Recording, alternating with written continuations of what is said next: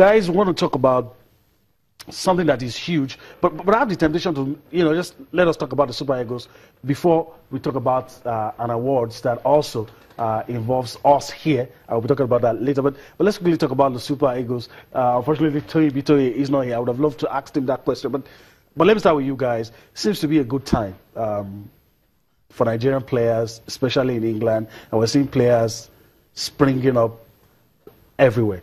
And people are now asking, now that everybody wants to play for Nigeria, will there be that balance? Will we be interested in developing our local league when, you have ready-made materials everywhere? Is it a plus or a minus? Well, it depends on the way you look at it. It's like a two-edged sword. Yes, we have to develop our local league by supporting, encouraging the home-based players as much as possible to get into the national team, to create a lot of competition for the foreign-based players. The problem before in the past was that the foreign-based players strolled into camp and picked up shape, which does not engender competition. And before to get the best, there must be competition. If any player wants to play for Nigeria, I support that player to come and prove himself. Fight for a shirt. He should not get an automatic shirt. But what I'm against is trying to lure players to play for the national team. You must be ready to play for the national team. We shouldn't beg any player. This country is so blessed. We have players who are ready, to play for free. So for me, you don't need to beg any player to come and play for the national team. And in terms of being a good sign for us, I think it's not automatic. We have to build a team, and building a team does not. It's not about individual players. 11 players and reserve on the bench. They must play, with understanding.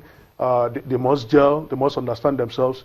So that's what Raw should do for our team, so that we play purposeful football. All right. Now that players are springing up from all parts of the world, people in times past, like which said that we've begged, and now the ones begging us, so to speak, I want to play, showing up at our friendlies, doing light workout with the Super Eagles.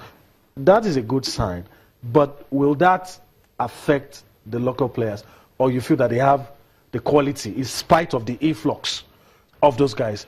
The guys here have the quality when they stand toe-to-toe. Yeah, the MPFA players can only prove their worth if they're being given a fair chance and enough time. I could recall for like 2 years, Odio Igalo didn't get to score for the Super Eagles, and he get called up almost every time, just for us to encourage him, and we don't throw him away. And also remember those moments he has been useful for the Super Eagles. So my issue with most of the Nigerian coaches since Stephen Keshi, left that job is the fact that when you bring this home base into the team, we don't give them that enough time, that equal chance.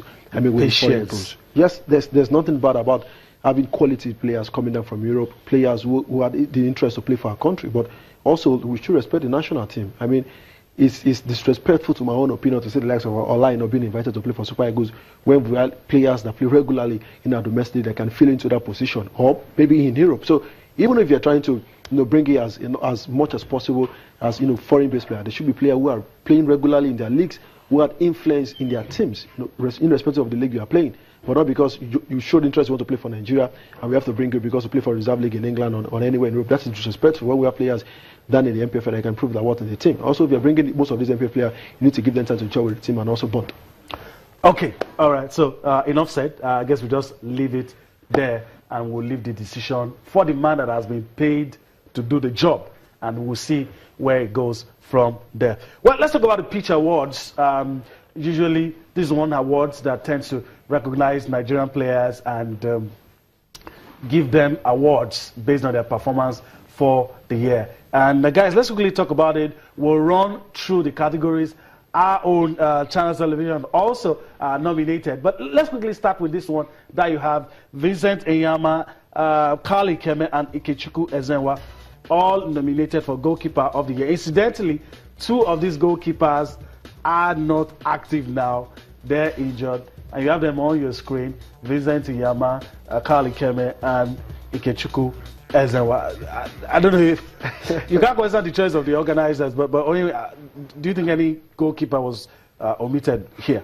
Well, we have to question, and that's why we're here. For me, I don't think they were the best in the year under review. They are great goalkeepers. Vincent Enyama, has been to the World Cup, has won the Nations Cup. Ikeme, was Wolves' first choice before he got injured. But the year under review, I think, is still is questionable. Okay, all right. So let's quickly move on and let's talk about some of the other awards. Queen of the Pitch, you have Desiree Okpara-Dozie, Onome Ebi, and Asisat Oshoala. These are the three ladies picked for King of the Pitch. You have Victor Moses, John Mikelobi, and Kelechi Iheanacho. That's the nature of awards.